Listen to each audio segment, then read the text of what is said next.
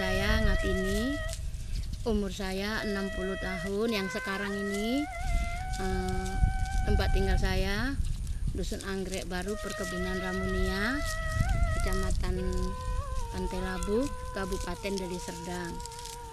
Kalau di sini dulu itu susah-susahnya rakyat Dusun Anggrek ini, paling susah-susahnya rakyat karena nggak pernah dapat istilahnya pekerjaan lah, cuma buruh tani karena lahan ini dikuasai oleh pihak-pihak yang tertentu. Dan mulai tahun 90 kami kenal lah sama Bitra. Dari tahun 90 itulah kami memperjuangkan. Jangan hanya bisanya bersembunyi di balik ruangan yang ber-AC.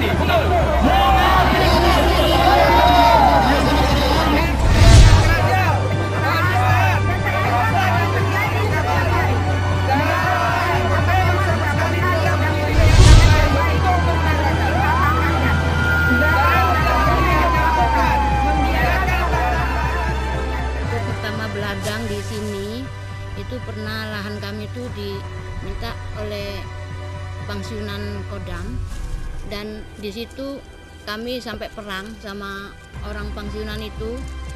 Kami tanaman kami itu ditebangi, ditebasi, sepeda-sepeda kami di yang namanya FKPPI itulah yang merusak sepeda kami, bontot-bontot kami itu dibuangi. Kalian itu gajah halal, ngerti? Pada bela orang yang kecil, enggak? Tong-tong melambung, tong-tong kalian itu. Mangan duit haram itu. Sedihnya lah beras tuku dibuangi sama orang itu. Ibu tidak melanggar HAM, justru HAM ibu lah yang direnggut oleh negara. Perjuangan yang kita hadapi, perjuangan menghadapi tembok. Temboknya bukan kecil, berlapis-lapis. Karena tembok itu di dalamnya diisi dan diukir oleh orang-orang yang tak paham hak asasi manusia. Jadi pada saat itu memang luar biasa kawan-kawan aktivis untuk memperjuangkan kasus Anggrek ini, karena situasinya yang kita hadapi adalah perlawanan masyarakat sipil dengan militer. Ayo cepat bicara, ayo berbicara sekarang inilah Persoalan Ramunia. Persoalan itu kemudian dijadikan sebagai test case ya untuk mahasiswa menguji apakah memang kita ini punya kepedulian atau tidak dalam konteks masyarakat. Kita mesti harus bersatu. Bersatu itu menghadapi apapun. Kalau kita bersatu itu karena ada Bitra, ada anak mahasiswa itu yang Perso 5 itu. Kita bisa aksi di DPRD Sumut, kita bisa aksi di DPRD Kabupaten, dan itu salah satu militer marah karena mereka kecolongan. Kenapa daerah ini dikepung tapi rakyat bisa aksi pada saat itu. Dan itu yang menurut saya bahwa proses advokasi yang kita lakukan, kita bukan orang yang bisa menyelesaikan sendiri, tapi kalau kita bersatu, kita bersama, kita melakukan upaya-upaya pendidikan penyadaran, sebenarnya masyarakat itu punya keberanian dan punya kemampuan. Itu saya yakin.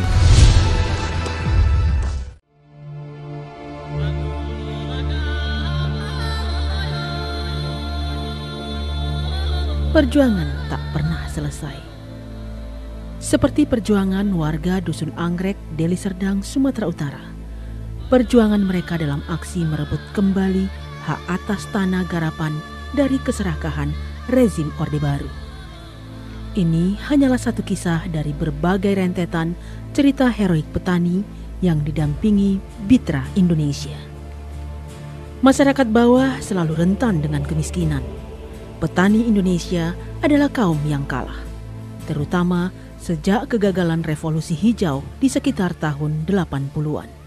Nah, sebab itu kami melihat ya, bahwa revolusi hijau itu sendiri sebetulnya tanpa diimbangi dengan traditional wisdom atau local wisdom ini gagal. Tapi pertanian itu sendiri dari realitas yang kita lihat di lapangan, bahwa ternyata yang menjadi petani pada tahun 80 itu juga sudah mulai ya, terdegradasi ya. Artinya terjadi perbandingan yang terbalik antara banyaknya mahasiswa pertanian, bahwa yang jadi petani itu tetap aja bukan yang sekolahan gitu. Ya. Jadi yang jadi petani itu misalnya karena ada orang merantau dari kampung ke Jakarta, setelah di sana gagal, pulang kembali dan dia menjadi petani.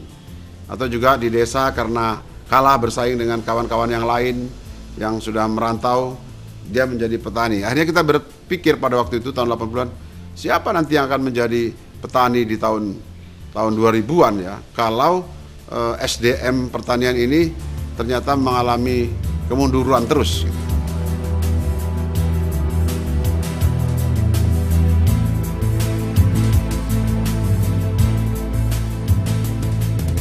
Dilatar belakangi kondisi carut marutnya kehidupan petani dari ketidakberdayaan saat itu, sekelompok orang muda dari dalam kampus, yakni Sukirman, Wahyudi, Sabirin, dan Suwaldi berinisiatif menurunkan tingkat ketergantungan petani kepada pemerintah menjadi sebuah kemandirian lewat sebuah paguyuban yang mereka bentuk.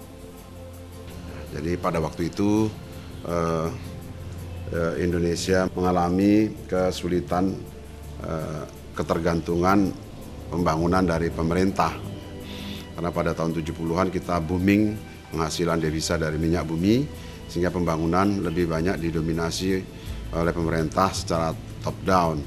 Oleh sebab itu kami dari aktivis-aktivis muda yang ada di kampus-kampus di Medan ini pada waktu itu mulai mengisi ruang kosong itu dengan istilah kami tidak lagi berdiskusi ya, di kafe-kafe atau di warung-warung atau di kampus, tapi kita mulai menjala permasalahan di masyarakat ya, dan dari apa yang kita jala dari masyarakat itu kemudian kita coba olah ya untuk bisa sama-sama menjawab persoalan ya, daripada ketergantungan masyarakat itu menjadi kemandirian. Nah, kami mencoba tidak langsung masuk ke hal-hal yang teknis, tetapi membangun pemikiran yang liberatif lah gitu ya, pemikiran-pemikiran kesadaran dari kesadaran penyesuaian menjadi kesadaran perubahan. Jadi langkah-langkah taktis yang pertama yang kita bangun adalah membangun hubungan baik dengan masyarakat desa. Jadi kita gambarkan itu pondasinya membangun hubungan baik, kemudian kita mendengar dengan masyarakat desa, kemudian kita mengungkapkan ya, kepada masyarakat desa, kemudian melakukan analisa bersama-sama, baru membuat perencanaan bersama-sama, dan puncaknya melakukan aksi bersama untuk menjawab permasalahan di pedesaan dan pertanian, dan baru yang terakhir kita melakukan evaluasi secara bersama. Tidak semudah membalikkan telapak tangan. Pendampingan terhadap masyarakat petani awalnya banyak menemui kendala, baik soal kepercayaan kapasitas hingga ke persoalan fisik. Salah satunya, Suwaldi punya cerita itu. Jadi memang kita boleh tanya beberapa saksi hidup yang masih ada, dan mereka ya tidak terlalu yakinlah dengan saya yang masih cukup muda, kurus, ya saya kecil, ya. Pokoknya pada saat itu kita duduk bersama-sama, tapi setelah beberapa bulan kita sama-sama mereka, kita belajar, kita mencoba melakukan pendidikan penyadaran, dan ternyata mereka punya keyakinan, mereka punya keberanian, mereka punya kemampuan, dan upaya itu kita buktikan.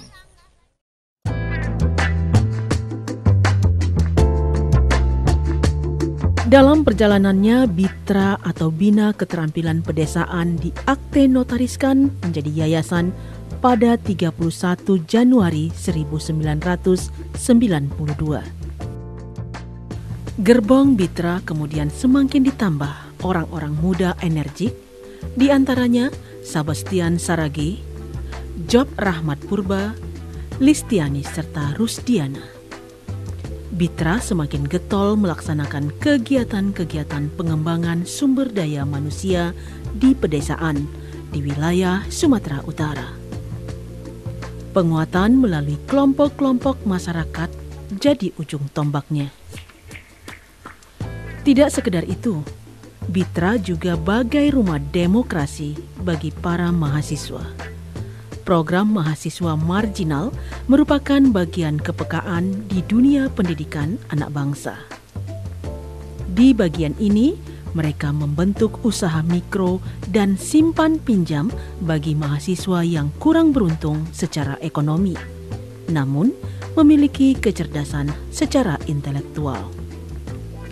Tapi di program mahasiswa marginal sendiri, terutama ketika masuk ke dalam Bitra ini, saya mendapatkan banyak hal, tidak hanya sekedar program ekonomi dari mahasiswa marginal ini, tapi di situ saya belajar soal kaderisasi, tentang kita menjadi bagian dari masyarakat sipil, tentang kita mengenal bagaimana melakukan sebuah advokasi, kerja-kerja advokasi untuk masyarakat pinggiran dan kemudian masyarakat yang pada saat itu terampas hak-haknya dari hak ekonomi. Saya mengenal sangat jauh dan terlibat di dalam kegiatan-kegiatan Bitra itu karena pertama berbicara tentang mahasiswa marginal, tentang usaha kecil, ya, dan yang akhirnya membuat saya itu terlibat di dalam forum daerah UKM Sumatera Utara yang kemudian mengantarkan saya menjadi Ketua Presidium Forum Nasional UKM. Iya, memang waktu itu Bitra dijadikan tempat berbagai diskusi-diskusi yang dibangun. Mahasiswa lain selain waktu itu kita Pors 5 memang menjadikan Bitra sebagai salah satu rumah demokrasi. Demi menjawab kebutuhan petani yang terus berkembang sesuai dengan perkembangan zaman, Bitra Indonesia terus merangkum programnya dalam 4 program utama yang hingga kini menjadi kegiatan tetap, yakni program advokasi, community development, research, dan ICT. Di dalam program-program community development itu ada beberapa sub-sub, ya. Yang pertama adalah pengembangan pertanian polikultur, lalu ada pengembangan pertanian organik, lalu ada juga credit union, dan juga ada pengembangan kesehatan alternatif. Program pengembangan masyarakat merupakan program utama Bitra yang merupakan gabungan antara program pertanian dan ekonomi rakyat atau peningkatan perekonomian keluarga, peningkatan pemahaman gender dan partisipasi perempuan, serta pemasaran produk pertanian. Semuanya bertujuan mengurangi ketergantungan petani kepada pemilik modal dan penguasa. Mendorong agar para petani itu mengenal lebih dan juga bisa ikut terlibat dalam proses-proses bisnis. Bisnis dalam hal ini tentu saja adalah ikut secara langsung memasarkan biji-biji kakao yang mereka hasilkan setiap minggunya. Muara akhir dari apa yang dilakukan dengan berbagai macam pendekatan ini tentu saja meningkatkan taraf hidup ekonomi petani. Ya, mereka punya potensi lahan yang cukup, mereka tinggal di satu daerah yang cukup subur, dan lalu kemudian mereka tidak jauh ya bertempat tinggal dari kota, sehingga sebetulnya potensi-potensi yang mereka miliki kalau itu kemudian bisa dipertemukan ya dengan para pihak yang juga membutuhkan produk-produk yang dihasilkan oleh petani, tentu itu sesuatu yang sangat ideal. Dan kalau itu bisa terjadi dengan secara baik ya, secara fair, tentu saja pada akhirnya kita berharap agar upaya-upaya ini bisa meningkatkan taraf hidup, meningkatkan ekonomi dari petani-petani yang menjadi dampingan dan menjadi mitranya Bitra di daerah ini. Karena kalau ekonomi tumbuh dengan baik, tentu saja persoalan-persoalan lain yang dihadapi oleh setiap rumah tangga petani itu dengan lebih mudah itu bisa dikelola, bisa diatasi. Program advokasi adalah program pendampingan petani dalam pembelaan hak-haknya yang berkaitan dengan hukum. Program advokasi yang bersifat litigasi dan non-litigasi ini dilakukan melalui pendidikan rakyat, kampanye kasus-kasus tanah rakyat, kampanye isu agraria, membangun jaringan dan studi banding.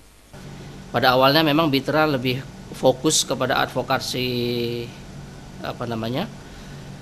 konflik tanah yang melibatkan antara petani dengan para pekebun-pekebun besar dan juga para petani dengan pihak-pihak lain. Tapi pada akhirnya belakangan ini advokasi kita mengkombinasikan lagi dengan advokasi kebijakan. Ya, Bitra Indonesia sepengetahuan saya adalah counterpart untuk kehidupan masyarakat perdesaan pada umumnya dan petani pada khususnya. Dan saya kira sejak 2005 ya saya berkecimpung dan terlibat dalam isu-isu petani yang diinisiasi oleh teman-teman Bitra Indonesia. Perjuangan melalui advokasi, kampanye-kampanye terhadap hak-hak petani dan reforma agraria yang kita gelindingkan sejak lama, saya kira pada taraf tertentu memberikan pengaruh yang signifikan. Kebetulan saya mengenal Bitra sudah sangat lama. Banyak aktivis Bitra yang terlibat di berbagai jaringan yang baik nasional maupun internasional. Saya kira yang saya kenal adalah Bitra banyak sekali mengalokasikan waktu dan sumber dayanya di dalam pemulihan keberdayaan masyarakat, baik yang menyangkut pengembangan ekonomi maupun pengembangan pendidikan kritis di masyarakat. Nama saya Franciscus Ginting, tinggal di Desa Namo Pinang, salah satu peserta dari sekolah lapangan yang didampingi oleh Bitra. Nah, sebelumnya secara umum kan petani coklat itu di daerah kami sini itu setelah ditanam biasanya tinggal serahkan kepada yang maha kuasa aja. Jadi sekarang selama ada pelatihan dari Bitra itu kami sudah mengerti bagaimana cara memupuk, cara perawatannya, termasuk untuk pemberantasan hama yang tentunya kami harapkan ke depannya untuk peningkatan produksi kami. Selain kasus tanah, Bitra Indonesia juga sangat peduli dengan terjaganya lingkungan hidup yang akan memperkuat daya dukung terhadap keberlanjutan pertanian. Saya kira capaiannya adalah Bitra berhasil mengembangkan model polikultur sebagai salah satu pendekatan untuk peningkatan pendapatan ekonomi petani dan juga sebagai pendekatan untuk melestarikan atau mengkonservasi lahan-lahan kritis di sepanjang daerah aliran sungai di dataran tinggi Kabupaten Deli Serdang. Untuk pengembangan program pertanian organik, Bitra sudah berhasil mengembangkan puluhan hektar tanaman padi, padi organik di Kabupaten Serdang Bedagai dan juga Kabupaten di Deli Serdang. Untuk menghindari daripada tanah itu longsor, jadi butuh untuk tanaman. Jadi menyadari besarnya peran serta dalam membangun kesadaran masyarakat, Bitra Indonesia melakukan berbagai usaha komunikasi massa. Pendirian radio komunitas Mitra FM berawal dari kebutuhan beberapa kelompok tani terhadap media informasi yang murah dan efektif. Setelah sebelumnya ada tabloid Momen dan majalah Hanura, kemudian majalah Bitranet muncul sebagai media pendidikan bagi kelompok dampingan Bitra Indonesia. Majalah ini hadir per triwulan dengan laporan-laporan yang bersinggungan dengan isu-isu strategis dan isu dari masyarakat dampingan. Majalah ini menjadi tempat masyarakat berekspresi dengan menuliskan pengalaman dan kegiatannya yang sangat baik untuk dibaca dan diadopsi kelompok lain.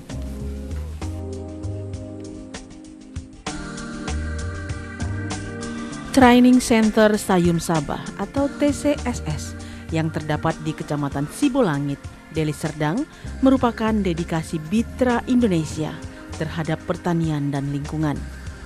Di sini merupakan fasilitas bagi petani dan masyarakat umum untuk belajar pola pertanian selaras alam dan polikultur.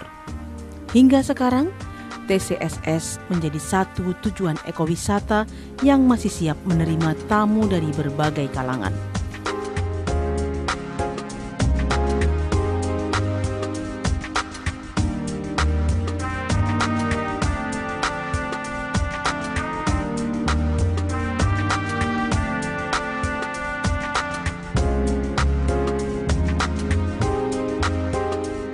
Bitra Indonesia boleh dikata bagian awal tonggak berdirinya lembaga swadaya masyarakat di Sumatera Utara. Lebih dari 20 tahun melakukan berbagai kegiatan pendampingan terhadap rakyat kecil. Sebagai sebuah LSM, programnya terus berkembang.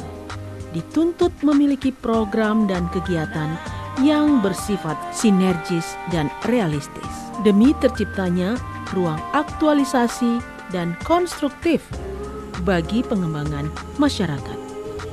Jadi saya kira berbahagia masyarakat Sumatera Utara dengan kehadiran Bitra yang selama seperempat abad ini tanpa lelah melakukan berbagai kegiatan yang saya kira intinya adalah melakukan pemulihan keberdayaan masyarakat baik di ekonomi maupun melakukan pengorganisasian. Wah, ini orang-orang muda kok bikin yayasan ya. Biasanya orang kalau sudah kaya, ya, sudah punya kelebihan baru bikin yayasan untuk membangun sosial masyarakat. Ini kok anak-anak muda sudah bikin yayasan begitu. Saya masih ingat itu notarisnya ngomong begitu. Nah, jadi kalau dilihat sekarang saya bersyukur karena ternyata dia masih eksis sebagai sebuah lembaga ya. Masih eksis sebagai sebuah lembaga. Bahkan dia dikenal di kalangan daerah maupun nasional ya. Dia mempunyai publikasi-publikasi baik dalam bentuk buku yang bisa menjadi sumber belajar ataupun studi bagi banyak orang. Tapi ada kerisauan saya bahwa terjadi less of cadre ya. Jadi kita merasa siapa yang akan melanjutkan. Sekarang saya sudah 56 tahun, kalau pakai umur pegawai negeri itu 57 tahun itu udah pensiun gitu ya. Nah, meskipun di dalam berpikir dan bertindak untuk masyarakat tidak ada istilah pensiun, tapi menurut saya secara fisik, secara pikiran pasti menurun. Itu ukuran pensiun. Oleh sebab itu mestinya sudah ada generasi baru yang lahir di Bitra ini. Bagaimana melahirkan kader-kader yang sanggup meneruskan cita-cita daripada pendiri daripada Bitra. Saya tahu bahwa tanpa ada satu manajemen yang baik, ya, tanpa ada kaderisasi, kita khawatir bahwa lembaga sebesar dan seideal seperti ini dia akan mati. Jujur saja memang agak sedih ya melihat Bitra sekarang. Apa mungkin saya jarang baca koran? Saya menilai ada suasana yang degradatif. Pada periode 3 tahun ini Bitra nyaris kehilangan jati dirilah sebagai corong yang bisa menyuarakan ya, isu-isu hak asasi manusia dalam konteks yang lebih baik ke depan. Misalnya bagaimana kaitan human rights and development atau bagaimana kaitan pembangunan berbasis HAM. Ini kan konteksnya juga pada perlindungan teman-teman petani. Saya kira teman-teman di Bitra Indonesia perlu diyakinkan. Mungkin mereka kehilangan ide tentang hak asasi manusia, ya kita bisa berdiskusi kembali dengan teman-teman Bitra Indonesia melalui Bitra Forum. Kita menunggu undangan dari teman-teman Bitra pada Bitra Forum 2011. Kita saksikan tayangan berikut.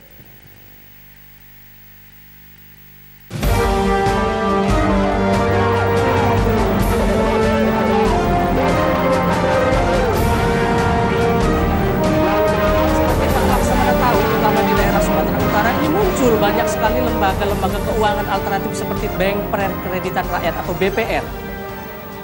Dia sebagai lembaga keuangan mikro sangat strategis karena berdekatan dengan nasabah. Tetapi apa yang terjadi dalam pengaturannya, pengelolaan manajemen dan syarat permodalan itu hampir diberlakukan sama seperti pengelolaan bank-bank besar. Bagaimana mungkin kebijakan ini bisa menolong bisa menjawab seluruh kebutuhan-kebutuhan penyediaan modal bagi masyarakat kecil. Mengukur keberhasilan Bitra ini tentu saja tidak hanya melihat dari satu aspek saja, tetapi harus melihat beberapa aspek yang lain. Betul bahwa mungkin advokasi konflik tanah itu diidentifikasi sebagai salah satu keberhasilan. Tetapi setelah konflik tanah itu diselesaikan lalu rakyat mendapatkan haknya, nah tanah itu akan dipergunakan untuk apa, itu kan pasti nanti akan bersinggungan dengan divisi yang lain, dalam ini divisi Konbev. Nah kalau dari sejak awal hal-hal seperti itu didekati dengan secara integrasi, maka nanti pada saatnya itu divisi-divisi itu akan berjalan secara simultan. Riset kita yang kita lakukan beberapa waktu yang lalu membuktikan bahwa memang secara ekonomi masyarakat yang menjadi mitranya Yayasan Bitra di lapangan mengalami peningkatan, dan mungkin nanti kita akan coba lakukan studi lagi untuk melihat apakah ada perkembangan-perkembangan tertentu yang terjadi di tingkat masyarakat. Saya kira Bitra harus membangun aliansi strategis ya, dengan ini sekarang panglimanya adalah politik ya. Tapi dari 40-an partai politik, partai yang mana yang dekat dengan petani saya pun tidak melihat.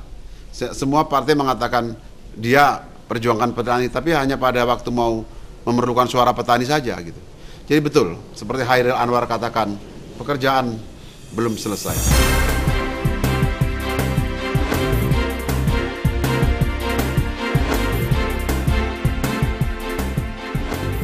Hingga saat ini, Bitra Indonesia tetap berpihak kepada kepentingan rakyat dan konsisten membangun peradaban bersama rakyat. Kisah Ngatini, petani penggarap di Dusun Anggrek ini adalah salah satu bukti dampingan Bitra, di mana kaum marginal telah mampu melawan ketidakberdayaan itu dan kembali mendapatkan haknya, sekaligus kembali melakoni kehidupan yang lebih beradab di negerinya sendiri. Dan kalau dulunya itu saya jadi buruh tani, nah sekarang udah jadi petani, udah bisa beladang, udah bisa nyekolahkan anak, udah bisa mencarikan pekerjaan anak-anak. Kalau dulu apalagi untuk sekolah masih belum kenal Bitra, bikin makan aja susah.